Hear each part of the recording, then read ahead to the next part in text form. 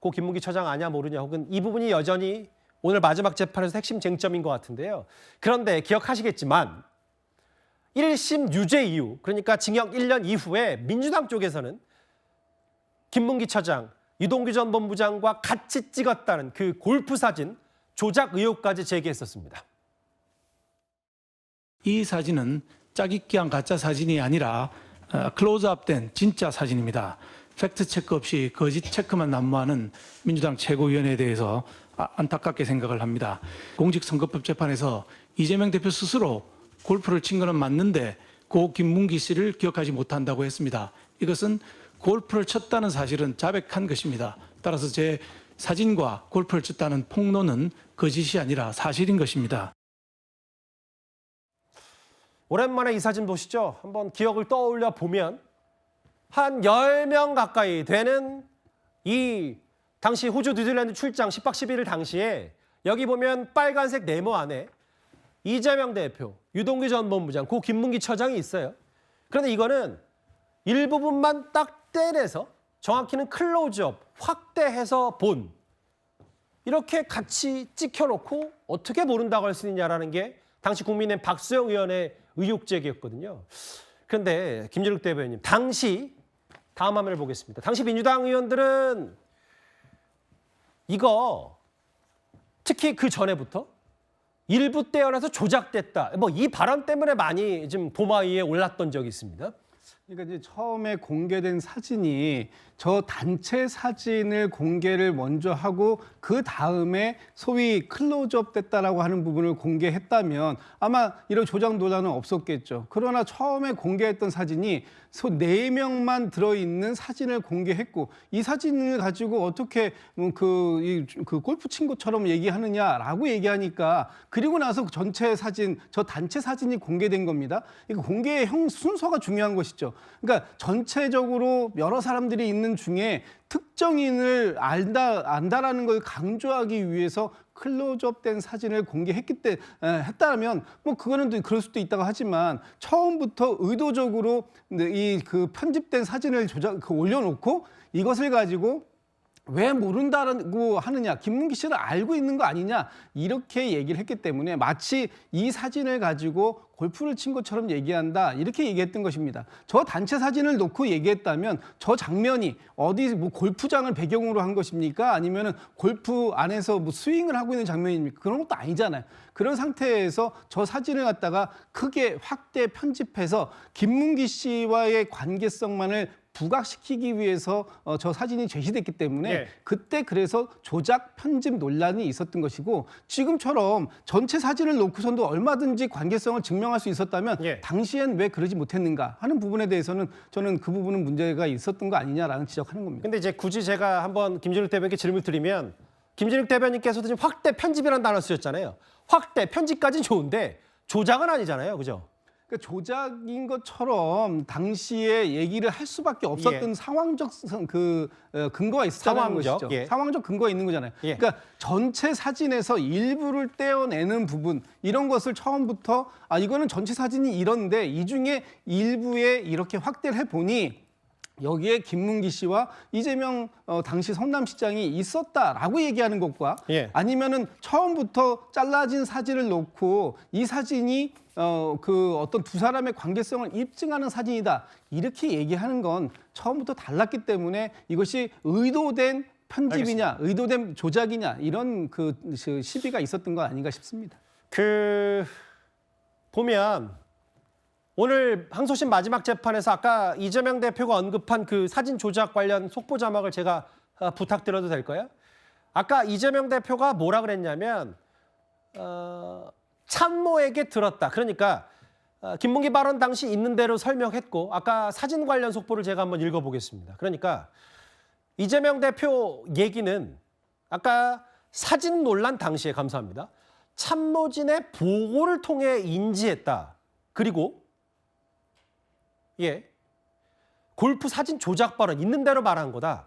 물론 제가 오늘 항소심 재판정 안에 있어서 무슨 안에 있지 않았기 때문에 정확한 맥락은 잘 모르겠지만 저게 이재명 대표의 조작이라고 말한 거에 대한 이재명 대 설명이 잘 된 겁니까? 어떻게 들으셨어요? 원래 국내심 등에서 계속 문제 제기를 했던 부분은 예. 김문기 씨를 왜 모르냐고 하느냐. 그 알 수밖에 없는 사유를 여러 가지 들었죠. 애당초부터 이재명 대표에게 대면 보고를 뭐 7차례 했다는 그 사실도 있고, 그다음에 표창도 받았고, 그다음에 이재명 대표가 뭐 발표회 때 뭐 참석했던 사실도 있고, 그다음에 2007년부터 알고 지냈고, 이런 여러 가지 사실 얘기하면서 예. 저 사진도 낸 거예요. 이렇게 사진도 같이 찍지 않았느냐. 그러니까 사진도 같이 찍었는데 어떻게 모른다고 할 수 있겠느냐라고 했는데, 예. 이재명 대표께서는 저 사진에 대해서 마치 그 사진을 낸 사람이 골프를 친 것처럼 사진을 조작한 거 이렇게 얘기하면서 저 골프 친 부분이 공소사실에 포함이 되게 된 거예요. 그렇죠. 그렇다면 이거는 저 애당초부터 골프 쳤는지 여부에 대해서 문제 제기를 했던 부분은 아닌데도 불구하고 본인 스스로 저렇게 말씀하신 거거든요. 예. 그런데 재판부에서 이렇게 얘기를 하죠. 이 골프 친 부분은 이재명 대표가 골프 친 적이 없습니다라고 얘기한 적이 없는데 골프 친 것처럼 조작했다라는 발언이 거기에 포섭될 수 있는지에 대해서 검찰한테 한번 조금 구체화해라라고 얘기를 했던 부분이 있습니다. 예. 그 부분은 이제 이재명 대표 측에서는 잘하면 무죄를 받아낼 수 있겠구나 하고 저렇게 변론을 하는 부분이고, 저 부분은 이재명 대표 측에 다소 유리한 부분은 없잖아 있어요. 왜냐하면 이재명 대표가 적극적으로 나는 골프 치지 않았습니다라고 발언을 명확히 한 사실은 없거든요. 그렇다면 저 이재명 대표의 골프 친 것처럼 사진을 조작했다라는 이 말이 워딩이 예. 과연 골프 쳤다고 한 것처럼 유권자에게 각인됐을지 비춰졌을지를 재판부가 판단할 부분인데, 예. 따라 저는 이 부분은 오히려 무죄가 되고, 아하. 아까 말했듯이 김문기를 몰랐다. 그러니까 안 시점이 성남시장 시절이 아니고 예. 경기도지사 시절이었다. 이 부분이 유죄가 될 가능성도 없지 않아 있는 거죠. 예. 이건 불특정으로 약간의 뭐 각하나 기각될 가능성이 있는 거예요. 그러니까 아까 유무죄 화면을 한번 준비가 돼 있네요. 아까 윤기찬 부위원장이 좀 중요한 얘기를 하셔서 일부 무죄 그리고 백현동 유죄 이 그래픽을 한번 다시 한번 부탁드리는 게 정말 감사합니다. 그러니까 윤기찬 부위원장 말씀은 지금 조작 논란 그러니까 사실은 정확히 얘기하면 확대 편집 클로즈업인데 조작이라고 이재명 대표 주장하면서 뭔가 이 공직선거 위반 혐의가 더 확대 재생산된 거잖아요. 오히려 이 부분이 유죄가 나올 수 있고 항소심에서 이 부분이 무죄가 나올 수 있다, 뒤바뀔 수 있다는 말씀을 하시는 거잖아요. 그렇죠. 저는 전반적으로 저거서 이제 잘라서 공소 사실을 기재했는데 2심 재판의 흐름을 보면 김문기 씨를 모른다는 이재명 대표의 그 말이 진심이라 하더라도 예. 시점과 관련돼서 전반적으로 김문기 씨를 알았는데 언제 알았느냐? 이것은 시장 시절에 알았다는 거죠. 예. 이미 근데 이재명 대표께서는 김문기 씨를 알게 된 것은 이후에 경기도지사 관련된 재판을 준비하느라 알았다 이렇게 얘기했기 때문에, 자, 저런 사진, 그다음에 카트를 같이 탄 사실, 그다음에 뭐 장을 같이 본 거, 그다음 낚시를 같이 한 거, 이런 것들을 다 종합해 보면 예. 이미 성남시장 시절에 알았던 거 아니냐라고 해서 안 시점에 대해서 허위다. 왜냐하면 그것은 중요한 의미가 있거든요. 그렇다면 그 부분은 오히려 무죄에서 유죄로 바뀌고, 전반적으로 예. 이 골프 조작 관련돼서는 요거는 무죄로 될 가능성이 있죠. 오히려 아니면 전체를 다 하나 해가지고 안 시점에 대해서 허위 사실을 공표한 거다라고 해서 하나를 유죄로 가고 나머지는 이제 이유 무죄로 빠지든가 이렇게 아마 조금 바뀔 가능성도 없지 않아 있어요. 그러나 양형은 바뀌지 않을 것 같아요. 그렇다면. 양형이라는 건 뭐 징역 1년 정도의 이 부분. 그러니까 당시에 유죄가 나왔던 조작 발언을 했던 그 발언. 선거 영향, 유권자에게 영향을 미치는 고의가 인정된다라고 했습니다. 그런데 또 하나 혐의가 있습니다. 이거 고 김문기 처장 아냐 모르냐 이거 말고. 유죄가 나왔던 백현동 용도 변경이 국토부 협박이라는 그 혐의야. 이재명 대표 발언이 허위 사실 공표다. 사실 전직 지자체 공무원들이 다 증언을 했었습니다. 2014년 11월 17일 성남시는 국토교통부에게 도시계획 변경 자료에 대해서 특별법 43조에 의한 국토교통부 장관이 요구하는 사항으로 볼 수 있습니까? 라고 질의를 했죠. 네. 그 질의에 대해서 2014년 5월 21일 국토교통부는 귀시가 질의한 혁신도서법 제43조에 따른 사항은 아니라고 통보를 했죠. 네, 그렇습니다. 이 뜻은 국토부가 강제하는 것이 아니고 성남시가 재량권을 가지고 판단을 해서 하라는 의미였죠. 네, 그렇습니다. 다시 묻겠습니다. 국토교통부는 이 문제와 관련해서 직무유기로 문제 삼겠다고 협박했습니까? 그런 사실 없습니다. 그런데 이제 그 전직 지자체 공무원들이 협박 없었다고 했다. 이 부분.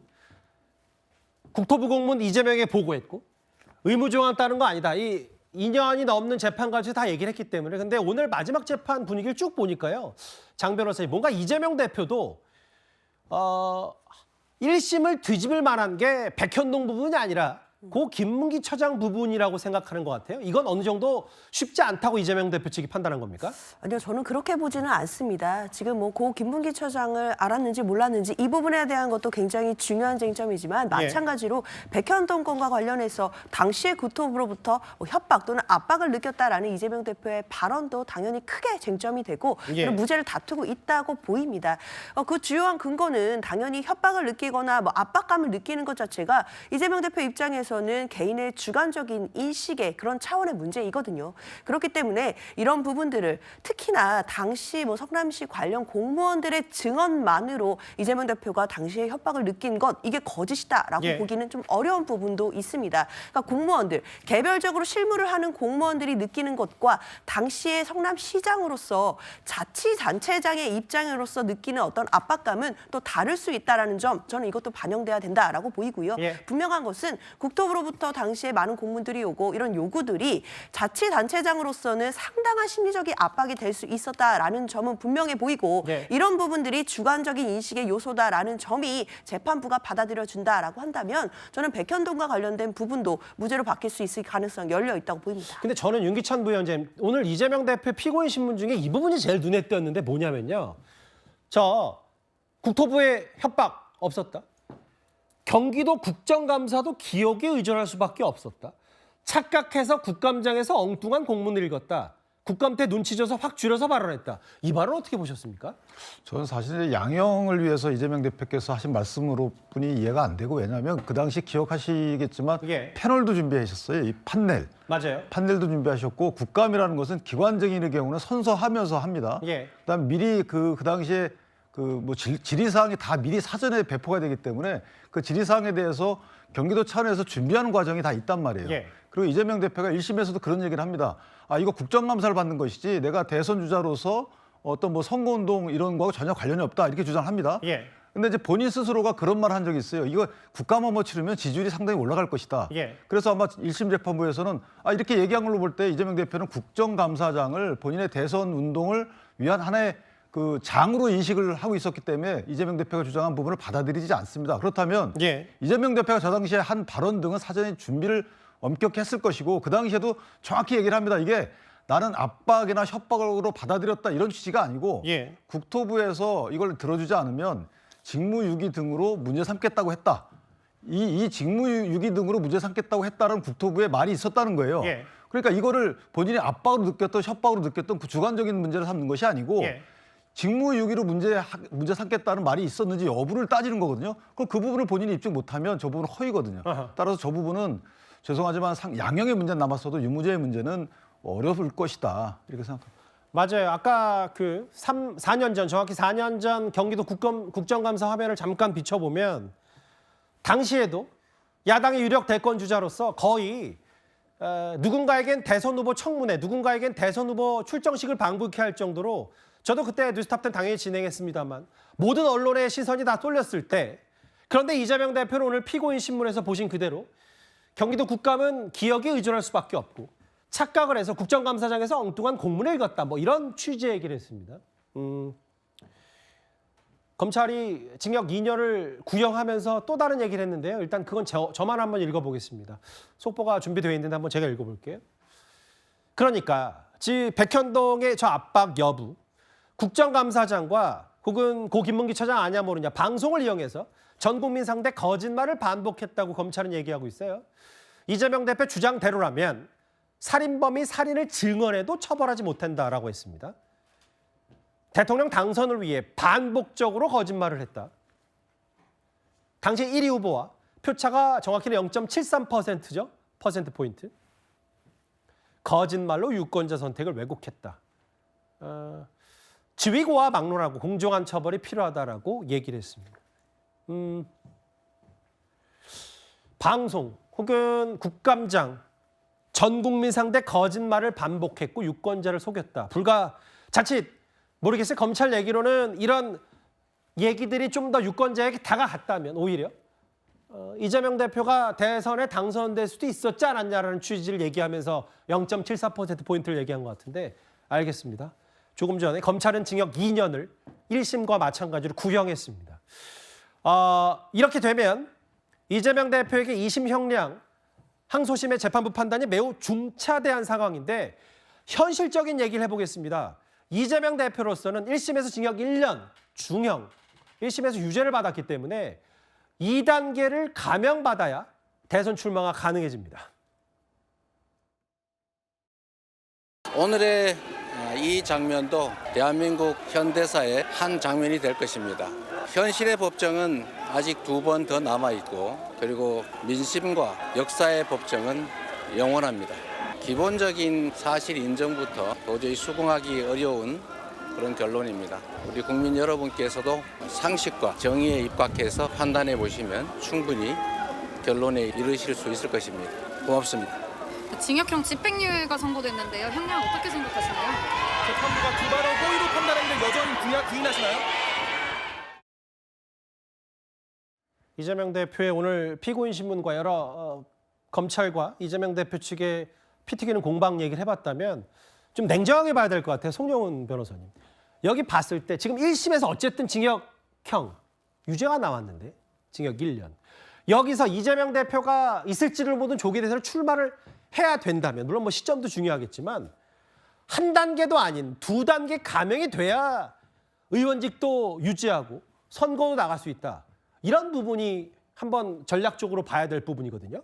그렇기는 한데 현실적으로는 기대하기가 상당히 어렵죠. 왜냐하면은 2015년에 나온 대법원 판례가 1심에서 양형을 했으면 그 특별하게 양형 조건에 현저한 변경이 없는 이상 항소심은 가급적이면 그 1심의 양형을 존중하라. 이런 대법원 판례가 있습니다. 그래서 그런 대법원 판례가 나온 뒤로는 점점 항소심 실무의 추세가 이 유무죄의 범위가 바뀌지 않으면은 양형을 거의 건드리지 않습니다. 이재명 대표 측도 그걸 잘 알고 있을 거고요. 그래서 아마 이재명 대표 측에서 가장 그 기대하는 바는 그 김문기 씨와 관련된 발언 중에 그 골프 발언이 있지 않습니까? 그 부분에 관한 유무죄 판단이 항소심에서 무죄로 바뀌고 그러면서 벌금형으로 내려가는 것. 아마 이것을 현실적으로 기대하고 있을 것 같은데 다만 설령 그렇게 되는 가능성이 있다고 하더라도 벌금 100만 원 아래까지 오기는 굉장히 어렵다고 봐야죠. 네, 대법원 양형기준표상으로도 그렇고 이재명 대표는 기본적으로 대법원 양형기준상 가중사유가 굉장히 많습니다. 공직선거법 동종 전과 있죠. 후보자 본인의 발언이죠. 그리고 범행이 반복적이고 전파성이 굉장히 높습니다. 이런 것들이 모두 다 양형 가중사유에 해당하기 때문에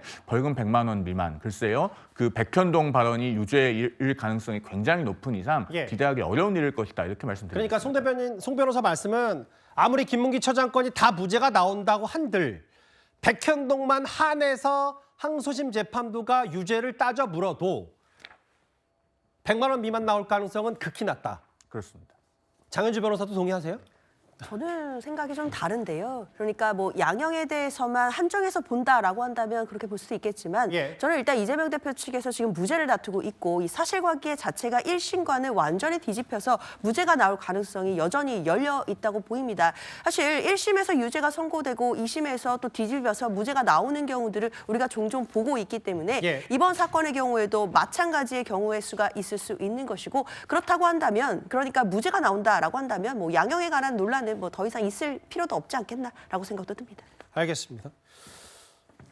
선거에 나가려면 대통령 선거에 나가려면 2단계 감형이 필요하고 뭐 그런 측면 때문인지 모르겠지만 이재명 대표는 오늘까지도 줄곧 기억 혹은 즉흥적 뭐 이런 표현들을 썼거든요. 여러 가지 얘기해서 준비가 안 됐다 국감장 뭐 이런 취지 얘기까지.